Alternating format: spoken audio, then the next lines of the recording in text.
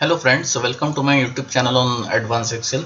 In today's video, we are having a very unique challenge, and the challenge is how to use offset along with index and match.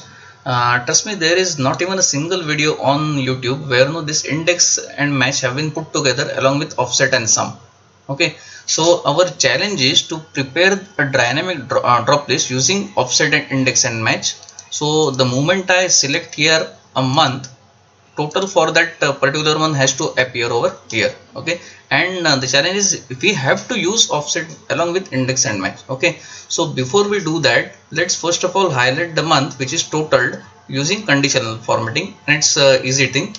We'll simply say is equal to whether this month, highlight F4, is equal to the one which is written in this A6. I am hitting F4 to lock the row but allow the columns to scroll, and control enter.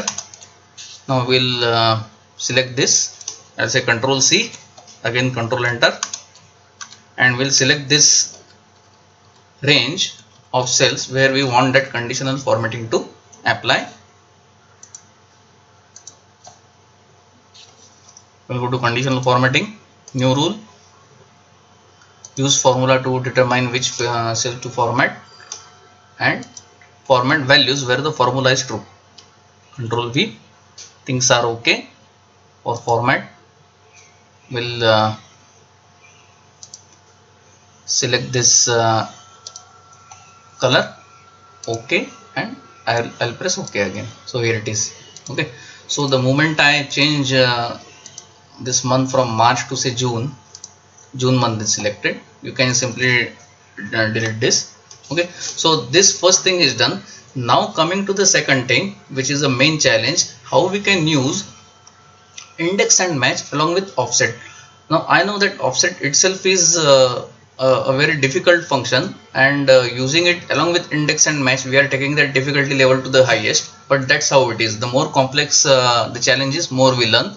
So in offset, these are the this is the syntax for offset, and which is reference. It asks for reference, then rows, columns, and height and width. Now in this particular challenge, this reference and height, which I have put it in red, these two things are going to cause us a problem. Okay, and let's start with this reference first. Now my data is spread across horizontally across the months, and the reference, which is a starting point, is basically this each and every particular month. Okay, so my reference or a starting point is at all the time sitting in this row 6, isn't it? So when it's June, my reference point is going to be F6 cell. When I select say August, my reference point is going to be H6. So we want that reference point to be made dynamic, and for that we are going to use index and match. So I will start with index is equal to index tab. My array is this, which are months spread across columns, comma. My row number, now I do not want to move any rows because I know that all my months are in row number 6. So I am simply skipping that row argument. And for column I am saying match this month, comma, my lookup array. My lookup array is going to be the same again. Now remember one thing, when you are using index and match together, this lookup array and array for index, they can be exactly the same. It is completely okay if these two things or two arrays are same. Okay, and my match type is going to be 0, and I am completing parenthesis for match, and I am completing parenthesis for index, and control enter. It's okay, this number is appearing here over here, but it's a date. If I press Control Shift and 3, you'll realize, so it's August. Okay, don't worry about that. So this particular reference thing we have addressed. Now let me just show you. If I select here March, it is conditional formatting is taking us to that March month, and if I press here Control Shift 3, it will be 1st of March. So okay, so this reference thing we have addressed. Now I am pressing F2, and now we will build offset around this index and match. So I'll say offset tab. Now this reference or a starting point is been taken care by index and match. Coming to rows, I'll say I want to move one row. Okay, so imagine now it's March 19 and we are sitting in this C6 cell. We are telling offset to move one row down. So now it is in this C7 cell. Okay, so comma. Now I do not want to move any column, so I am giving 0 here. Okay, and now coming to this height. Now this height is also crucial thing in this particular challenge. You can see the total number of non-blank cells under each month, they are differing, isn't it?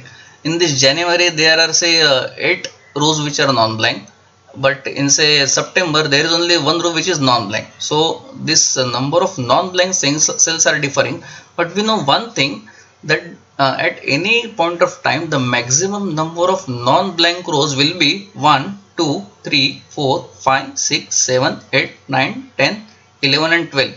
So the maximum rows that can be a non-blank, or those rows which will have some values in the future, is not more than 12. So I am simply going to put 12 here. There are no functions or internal functions we are going to use. I am simply I have simply typed 12 here. So I have made this an absolute thing, a hard-coded thing, and my width is going to be 1. Now when you are using offset, I have said that these last two arguments cannot be 0 0. You cannot put 0 and 0 over here. Minimum to minimum they have to be 1 1, and when it is 1 1, it means that you are referring to one cell, one single cell. So it cannot be 0 0 in under any circumstances. Okay, so I think we have completed this. Let's check this index and match is giving us the reference. Then we are asking this to move say one row down. So in this March case, it will bring us to this C7 cell. Then we don't want to move any columns. So far as height is concerned, we have simply typed 12. So we have hard coded this. So all the values which will be entered in this between this C7 to C18 cell, all those cells will be selected by offset. And at any given point of time, we will be taking sum of only one column. So my last argument, which is width, it remains 1. So things looks okay. I am pressing Ctrl Enter, and it's giving me value error. Now when you use offset, always remember, after entering the offset either by itself or along with some other functions, after entering this formula, if you are getting a value error, then you have to be very happy. Don't be worried, because offset, as I always say, that offset is an intermediary function. It is not a direct function like sum or say VLOOKUP or things like that. Okay, and what offset does is, depending on all these conditions, that is reference, row, columns, height and width, it only gets hold of, or it selects the range of cell. But having selected that range of cell, offset does not know what the user wanted to do with those range of cells. Okay, and I can demonstrate it here. I am pressing F2 right now.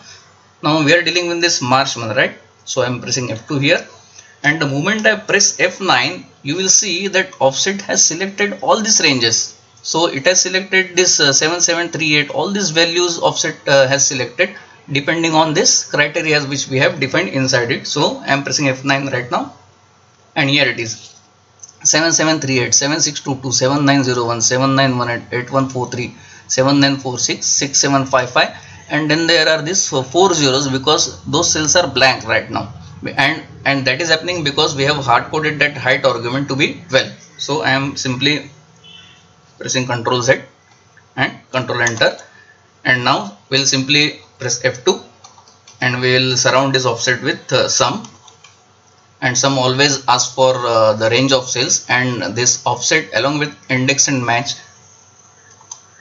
that has produced us the range of cell. I am coming to the end and Ctrl Enter, and here it is. Okay, so for March the total is 54023, 54023. Now if I put here 5000, that 54023 will become 59023, isn't it? Enter, and 59023, here it is. And now let me show you. I am changing this to say July. Immediately that conditional formatting has selected or highlighted that July month, and the total is 48954, 48954.